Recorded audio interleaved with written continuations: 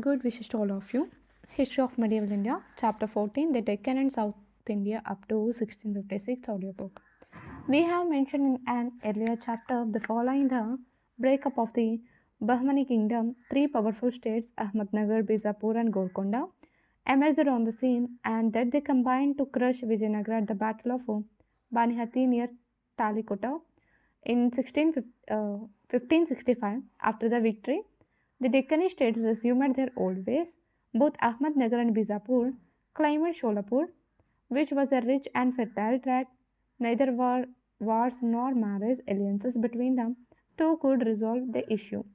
Both states had the ambition of conquering Bidar. Ahmednagar also wanted to annex Berar in the north.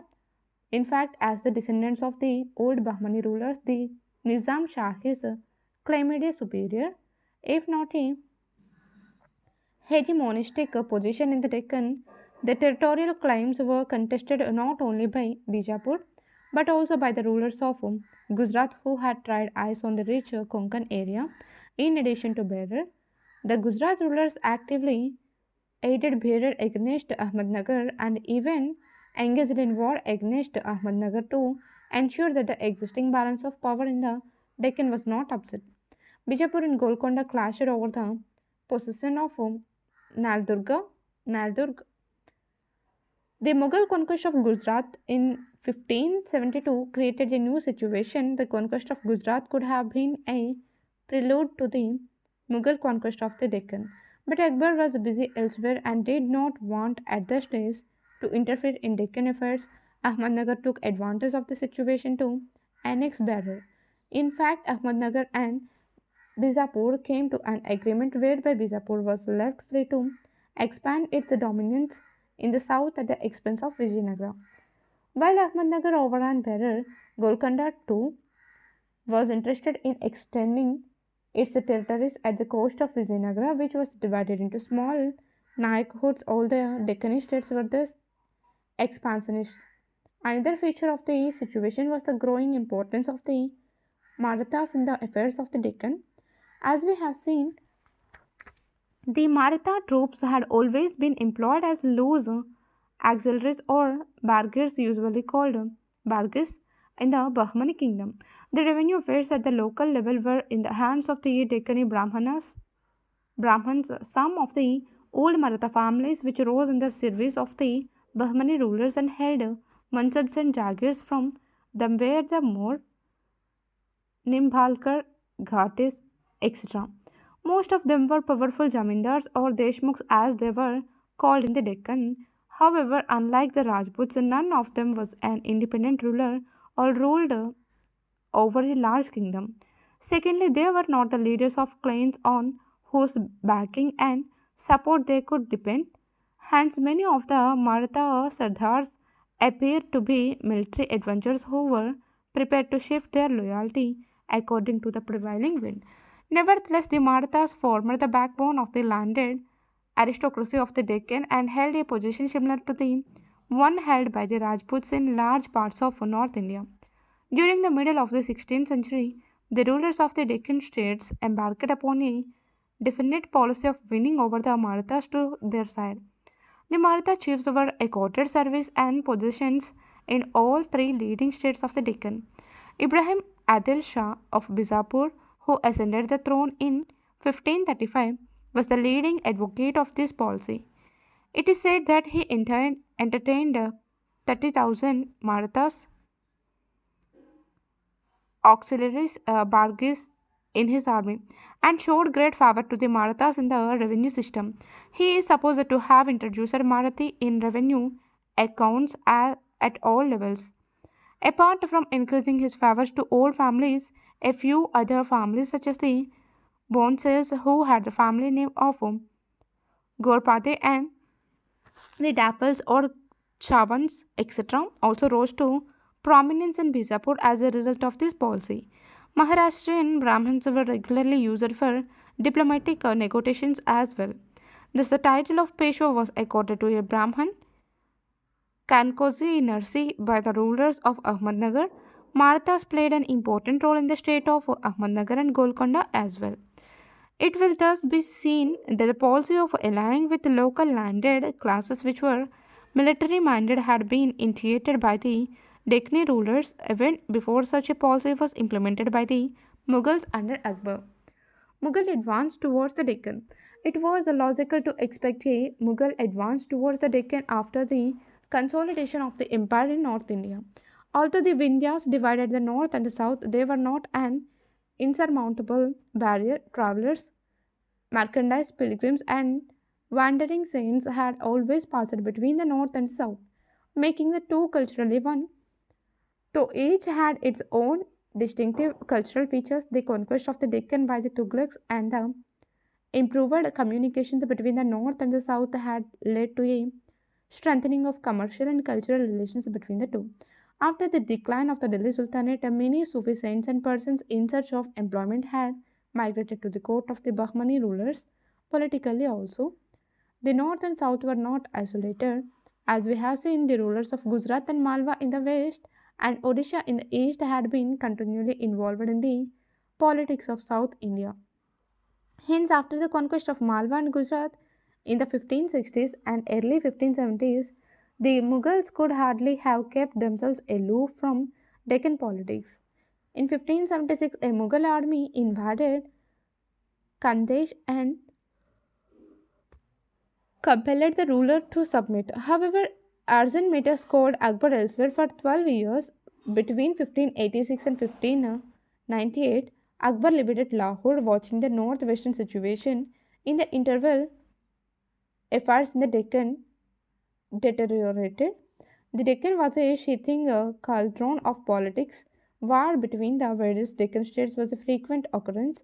The death of a ruler often led to factional fights among the nobles, with each party trying to act as a kingmaker. In this hostility between the Deccans and the newcomers, Afghans or Garibs found free play. Among the Deccanists, too, the Habshish Abyssinians or Africans and Afghans formed separate groups. These groups and factions had a little contact with the life and culture of the people of the region. The process of assimilation of the Marathas into the military and political system of the Deccanese states, which had started earlier, did not make much headway. The rulers and the nobles therefore commanded little loyalty from the people. The situation was worsened by sectarian conflicts and controversies towards the beginning of the century. Schism became the state religion of Iran under a new dynasty called the Safavid dynasty.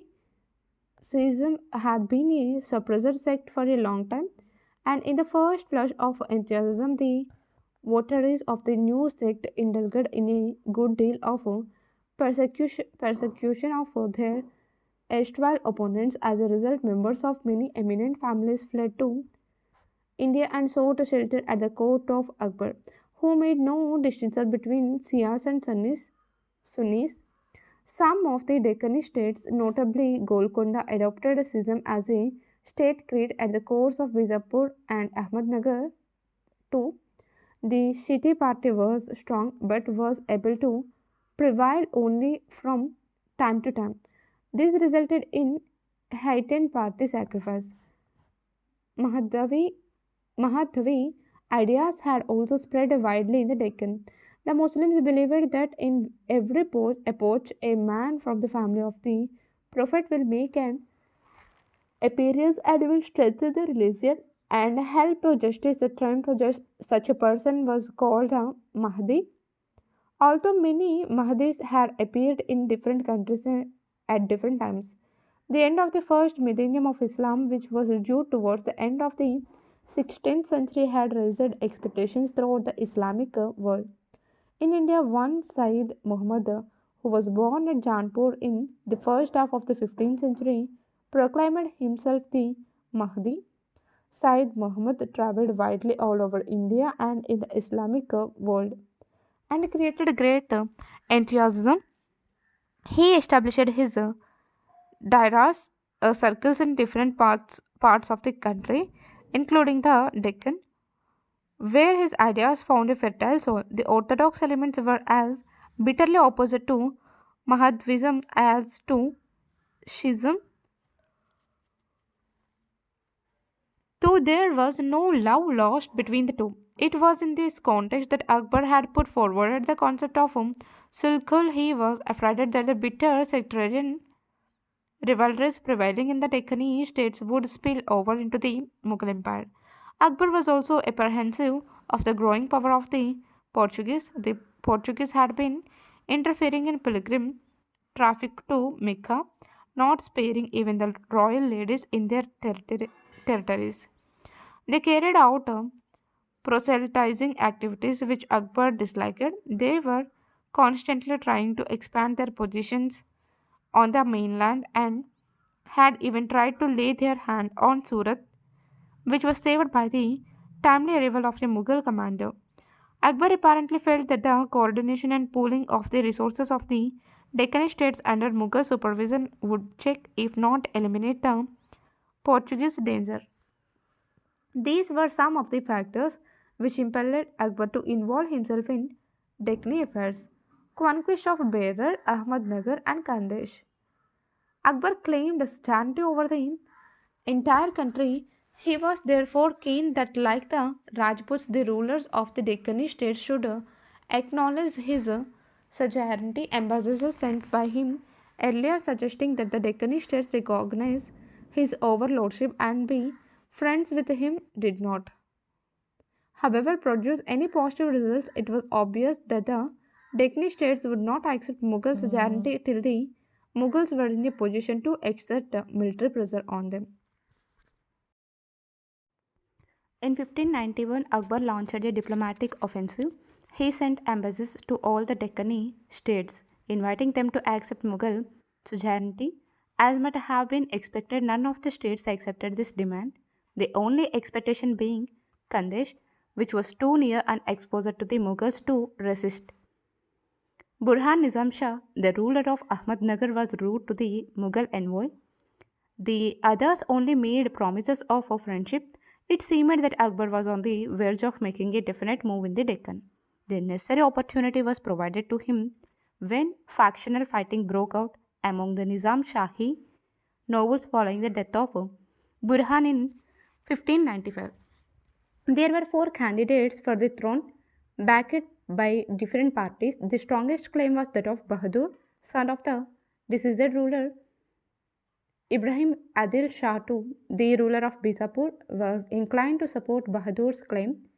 Chand Bibi was the sister of Burhan and the widow of the former ruler of Bijapur, who was Ibrahim Adil Shah's uncle.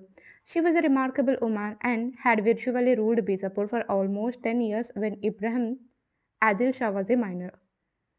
She had gone to Ahmednagar to condole the death of her brother Burhan. But she stayed on to take up with vigor the cause of her nephew.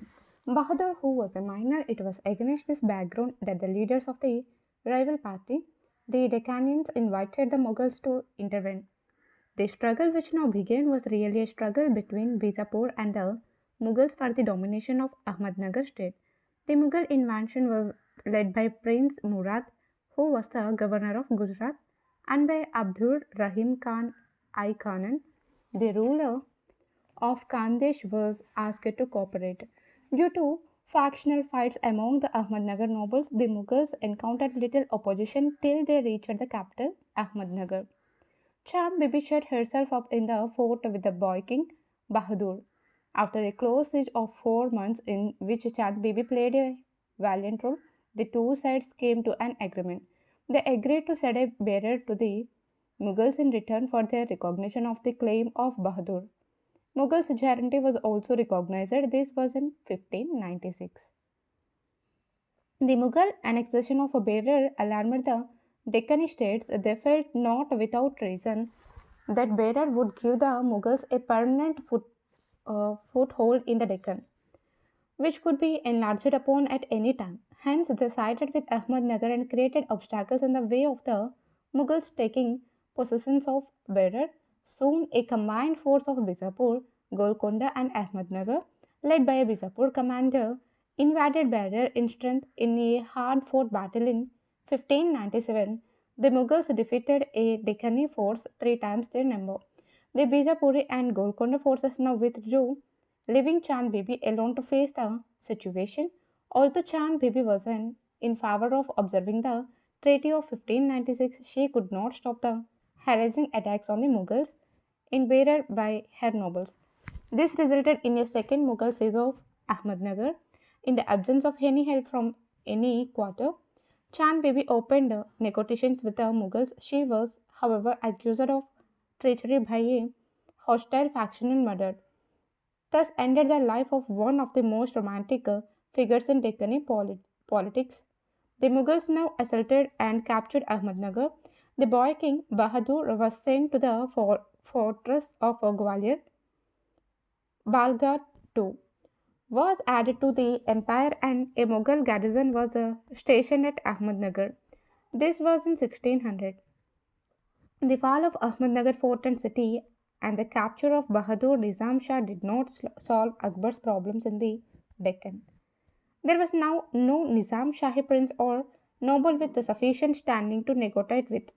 At the same time, the Mughals were not inclined to advance beyond Ahmednagar or try to seize all the remaining territories of the state. The situation became further confused due to constant wrangling among the Mughal commanders. To study the situation on the spot, Akbar advanced into Malwa and then into Kandesh. There he was told that the new ruler of Kandesh had not shown due respect to Prince Daniel when he has passed through his territory on his way to Ahmednagar. Akbar was also keen to secure the fort of Asirgarh in Kandesh, which was reputed to be the strongest fort in the Deccan. After a tight siege, when a pestilence had broken out in the fort, the ruler came out and surrendered 1601. Kandesh was incorporated to the Mughal Empire. Meanwhile, Prince Daniel, the younger son of Akbar, who had been placed in command of Mughal armies in the Deccan, concluded a peace with Murtaza Nizam Shah too, who, after the fall of Ahmednagar, had been proclaimed ruler by a group of Nizam Shahi nobles. According to the agreement, Ahmednagar, Balaghat, and parts of Telangana were surrendered to the Mughals, and the remaining portion of the kingdom conformed to Murtaza Nizam Shah on condition of loyalty and the promise that he would never rebel. This was in 1601. After the capture of Asirgarh, Akbar returned to the north to deal with the rebellion of his son Salim. Although the conquest of Khandesh, Berar, and Balgat and Mughal control over the fort of Ahmednagar were substantially achievements, the Mughals had yet to consolidate their position in the Deccan. Akbar was conscious that no lasting solution to the Deccan problem could be arrived without an agreement with Bijapur. He had therefore sent messages of assurances to Ibrahim Adil Shah too, who offered to marry his daughter to Prince Daniel, but soon after the marriage, 1602, the prince died from excessive drinking. Thus, the situation in the Deccan remained nebulous and had to be tackled afresh by Akbar's successor, Jahangir. Rise of Malik Ambar and frustration of a Mughal attempt at a consolidation. After the fall of Ahmednagar and capture of Bahadur Nizam Shah by the Mughals, the state of Ahmednagar would have disintegrated and different parts of it would have, in all probability, been swallowed up by the neighboring states but for the rise of a remarkable man, Malik Ambar. Malik Ambar was an Abyssinian born in Ethiopia. We do not know much about his early life and career. It seems that his poor parents sold him at the slave market of Baghdad. In course of time, he was purchased by a merchant who treated him well and brought him to the Deccan, which was a land of promise. Malik Ambar rose in the service of Genghis Khan, a famous and influential Habshi noble of Murtaza Nizam Shah. When the Mughals invaded Ahmednagar, Ambar at first went to Bijapur to try his luck there. But he soon came back and enrolled himself in the powerful Hamsi Abyssinian party, which was opposite to Chand Bibi. After the fall of Ahmednagar, Malik Ambar found a Nizam Shahi prince and with the tacit support of the ruler of Bijapur, set him up as Murtaza Nizam Shah, with himself as the Peshwa, a title which had been common in Ahmednagar much earlier. Malik Ambar gathered around him a large band of Maratha troopers or Bargis. The Marathas were adept in rapid movements and in plundering and cutting off the supplies of the enemy troops. Although this guerrilla mode of warfare was traditional with the Marathas in the Deccan, the Mughals were not used to it. With the help of the Marathas, Amber made it difficult for the Mughals to consolidate their position in Berar, Ahmednagar, and Balghat. The Mughal commander in the Deccan at the time was Abdul Rahim Khan I Khanan, a shrewd and wily politician and an able soldier. He inflicted a crushing defeat on Amber in 1601 in Telangana at a place called Nanded. However, he decided to make friends with Amber since he desired some stability in the remaining Nizam Shahi kingdom. In his turn, Amber also found it always to cultivate the friendship of the Khan I Khanan since it enabled him to deal with his internal rivals. However, after the death of Akbar, when the position of the Mughals in the Deccan became weak due to differences among the Mughal commanders, Amber unleashed a fierce campaign to expel the Mughals from Berar, Balghat, and Ahmednagar. In this enterprise, he was helped by Ibrahim Adil Shah, the ruler of Bijapur, who considered it necessary for the Nizam Shah state to continue as a buffer between Bijapur and the Mughals. He gave Amber the powerful fort of Kandhar in Telangana for the residence of his family and for storing treasures, provisions, etc. He also lent him 10,000 horsemen for whose support a definite tract of territory was to be set apart. The treaty was cemented by a marriage alliance between the daughter of one of the leading Ethiopian nobles of Bijapur with a Malik Amber's son. The marriage was celebrated in 1609 with a great rejoicing with Adil Shah giving a handsome dowry to the bride and spending about Rs 80,000 on fireworks alone. Fortified with the support of Bijapur and with the active aid of the Marathas, Amber soon forced Khan I Khana to retreat to Burhanpur. Thus, by 1610, all the gains in the Deccan made by Akbar were lost. Although Jahangir sent Prince Parvez to the Deccan with a large army, he could not meet the challenge posted by Malik Amber. Even Ahmednagar was lost, and Parvez had to conclude a disgraceful peace with Amber. The affairs of Malik Amber continued to prosper, and the Mughals were not able to reassert themselves as long as he had the solid support of the Marthas and other elements in the Deccan. But in course of time, Malik Amber became arrogant and alienated his allies, the Khan I Khanan, who had again been posted to, as the Mughal viceroy of the Deccan, took advantage of the situation and won over to his side a number of Habshi and Maratha nobles such as Jagdev Rai, Babaji Kate, Udajiram, etc.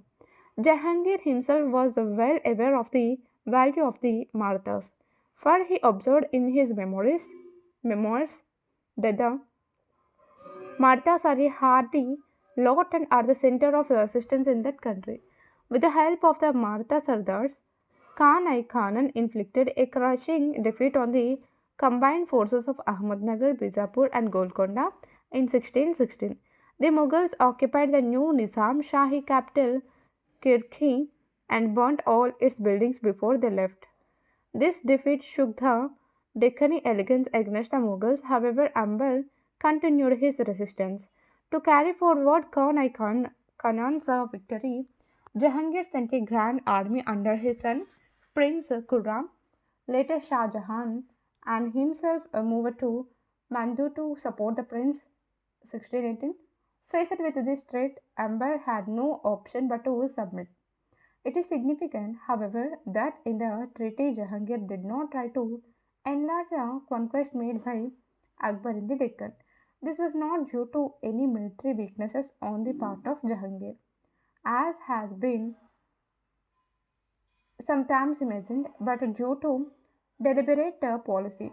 Apparently, Jahangir did not want to extend Mughal commitments in the Deccan or become too deeply embroiled in its affairs. Moreover, he was still hopeful that his moderation would enable the Deccani states to settle down and live in peace with the Mughals. As a part of this policy, Jahangir tried to win over Bijapur to his side and sent a gracious farman to Adil Shah calling him son. Despite these reverses, Amber continued to lead the Deccani struggle against the Mughals and there was no peace in the Deccan. However, 2 years later, the combined Deccani forces again suffered a severe defeat at the hands of the Mughals. Amber had to restore all the Mughal territories and another 14 crores of adjoining territory. The Deccani states had to pay an indemnity of Rs 5 lakhs. The credit for these victories was given to Prince Kuran. The second defeat, coming so soon after the first, finally shattered the united front of the Deccani states against the Mughals. The old rivalries among the Deccani states now came to the surface.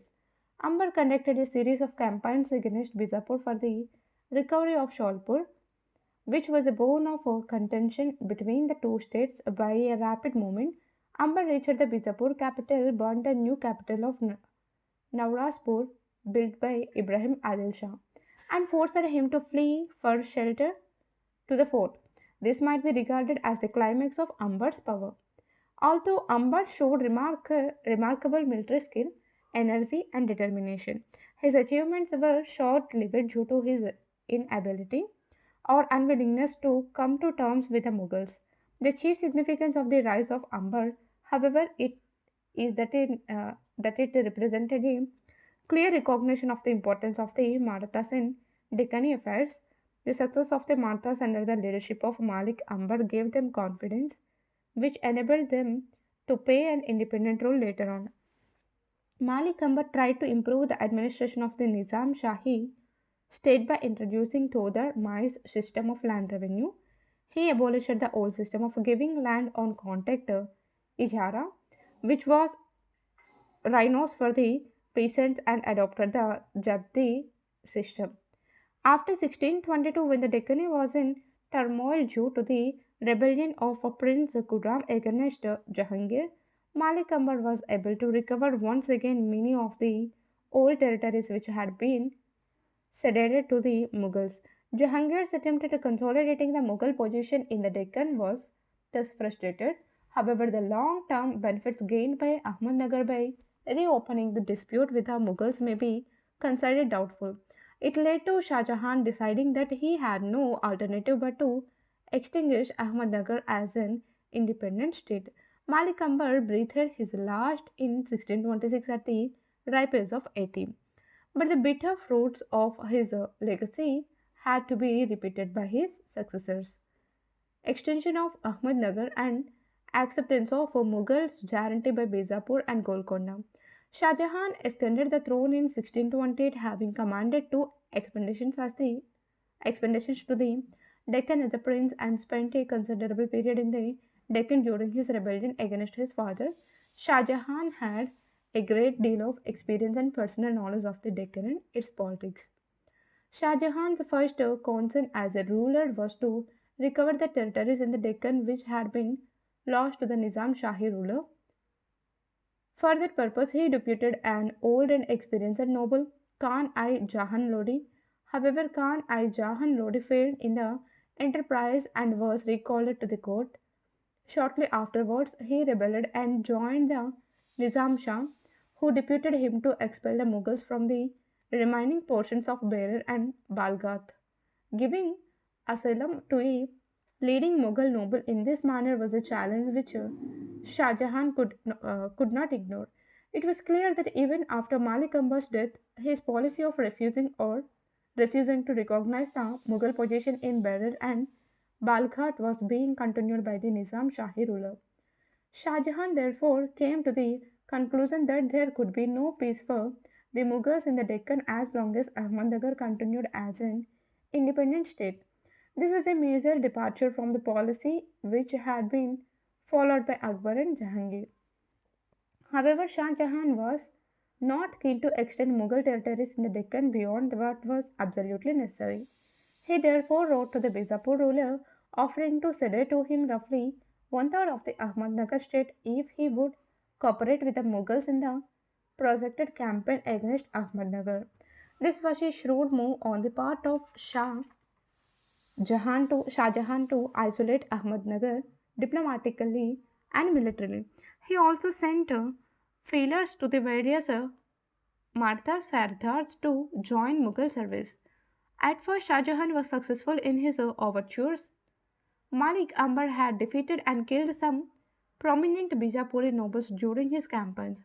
The Adil Shah was also smarting at the humiliation of the burning of Nauraspur and the annexion of Sholapur by Malik Ambar. He therefore accepted Shah Jahan's proposal and posted an army at the Nizam Shahi border to cooperate with the Mughals. Around this time, Jadhav Rao, a prominent Maratha noble who had defeated to the side of the Mughals during the reign of Jahangir but had returned to the service of the Nizam Shah, was treacherously murdered on a charge of conspiring with the Mughals. As a result, Shaji Bonsale, who was his son-in-law and the father of Shivaji, defected on the Mughal side along with his relations. Shah Jahan accorded him a mansab of 5,000 and gave him jagirs in the Pune region. A number of other prominent Maratha Sardars also joined Shah Jahan. In 1629, Shah Jahan deputed large armies against Ahmadnagar, one of them to operate in the west in the Balghat region and the other in the east in the Telangana region. The emperor herself moved to Burhanpur to coordinate their movements under relentless pressure. Large parts of the Ahmadnagar state were brought under Mughal occupation. Parenda, one of the last outposts of the kingdom, was besieged. The Nizam Shah now sent a piteous appeal to the Adil Shah, stating that most of the kingdom was under Mughal occupation and if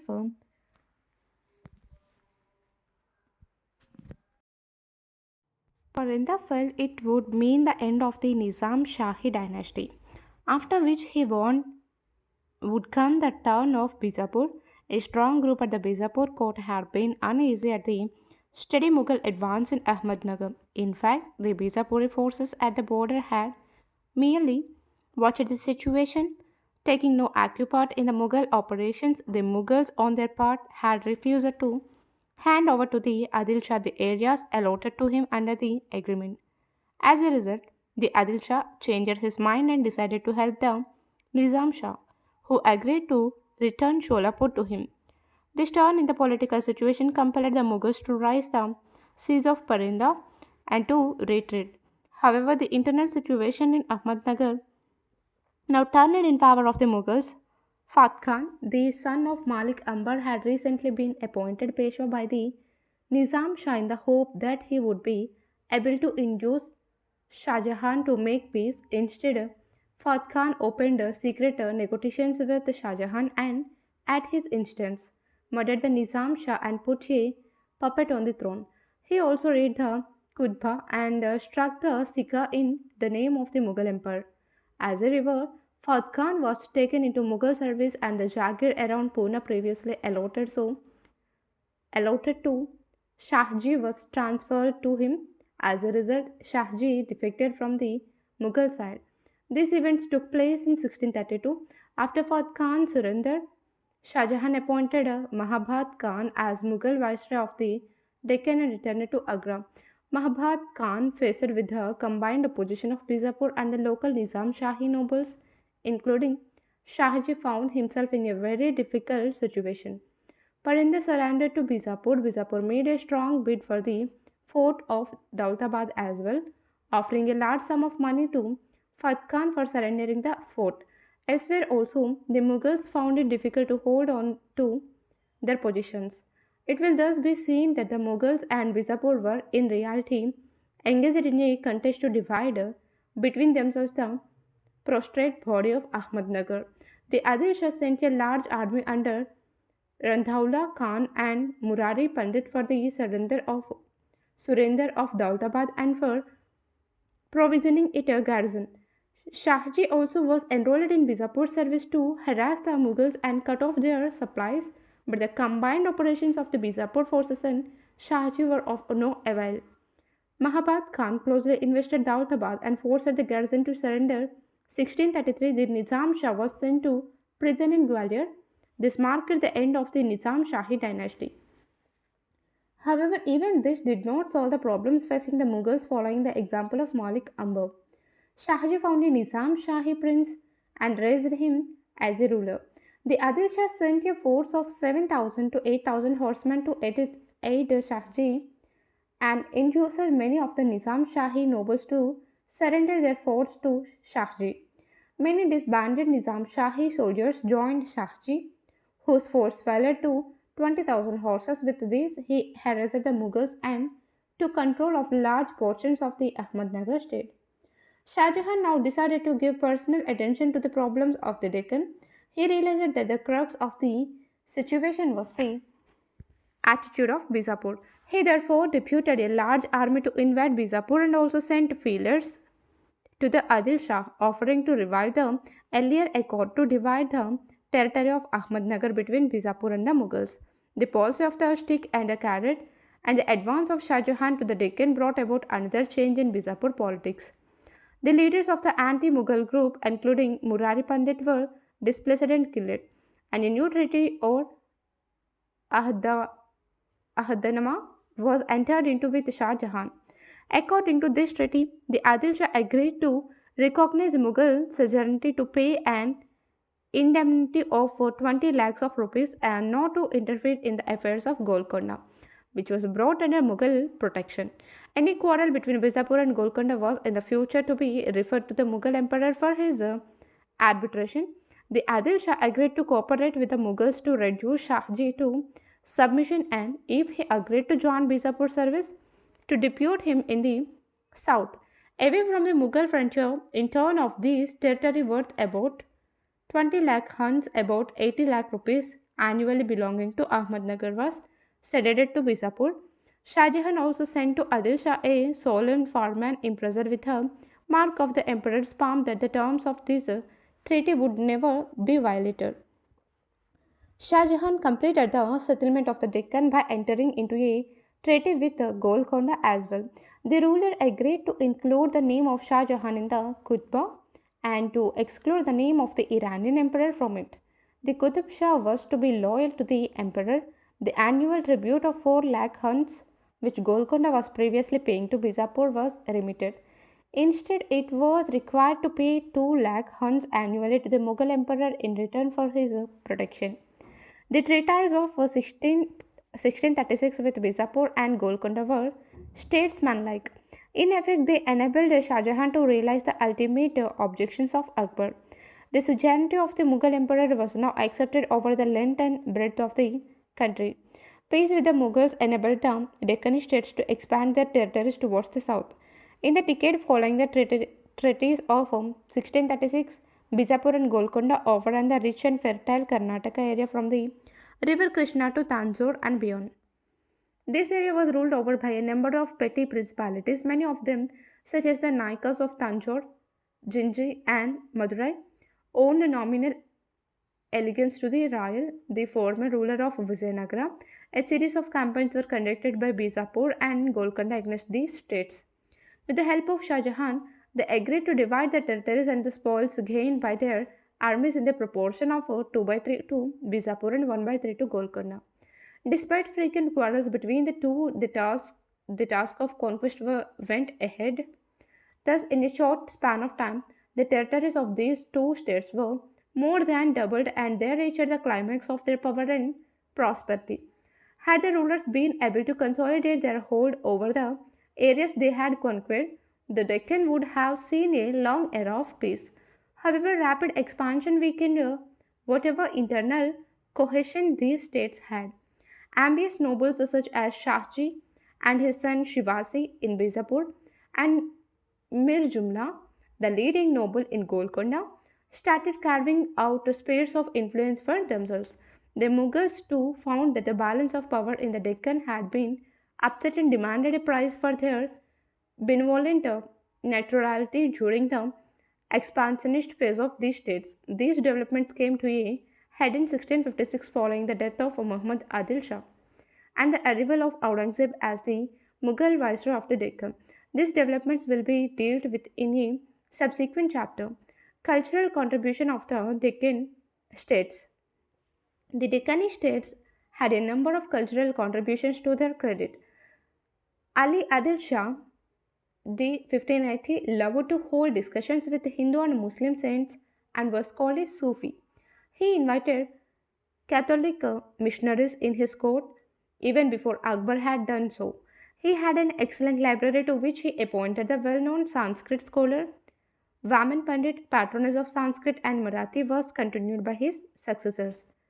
The successor of Ali Adil Shah, Ibrahim Adil Shah II, 1580 to 1627, ascended the throne at the age of 9.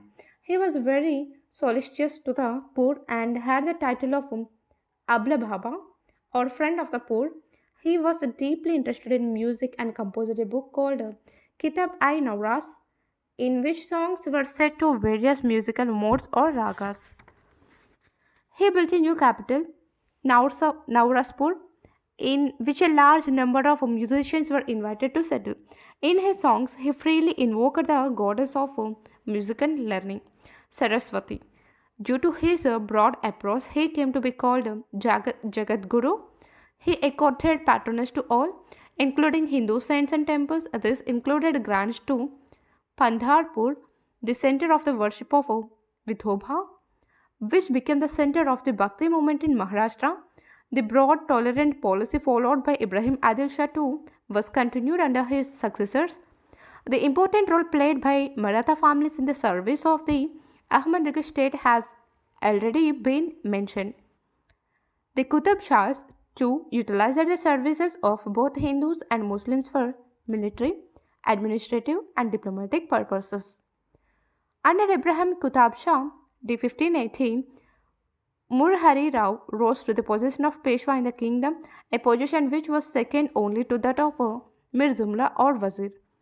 The Nayak Waris, who formed the military come landed elements, remained a power in the kingdom ever since the foundation of the dynasty from 1672 till its absorption by the Mughals in 1687.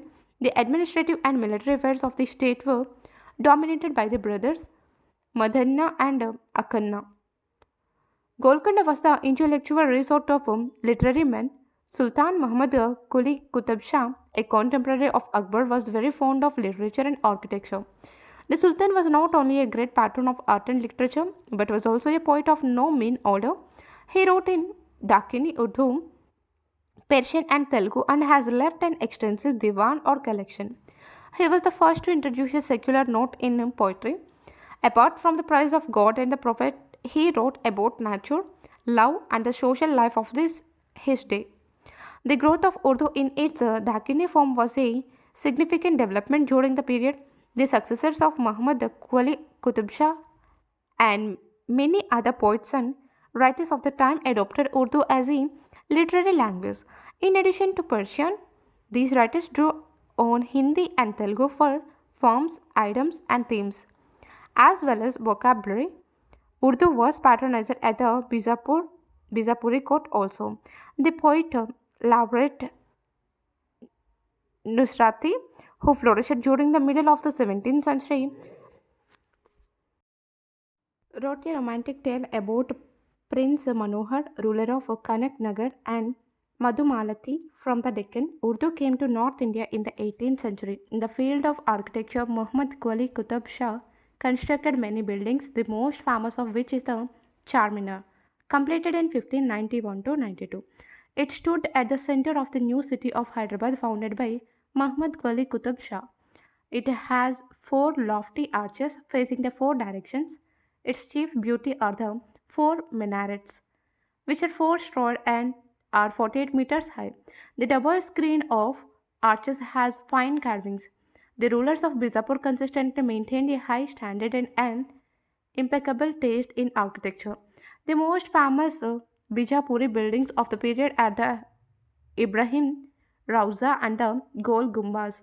The former was a mausoleum for Ibrahim Adil Shah and shows the style at its best. The Gumbaz, which was built in 1660, has the largest single dome ever constructed. All its proportions are harmonious, the large dome being balanced by tall, tapering minarets at the corner. It is said that a whisper at one side of the huge main room can be heard clearly at the other end. Painting also flourished in the Deccan and reached a high state during the reign of Ibrahim Adil Shah 1582 1627. It will thus be seen that the Deccan states were able to overcome the face of sectarian violence during the 16th century and maintain fine standards of communal harmony and also contribute to the fields of music, literature, architecture, and painting. Thank you.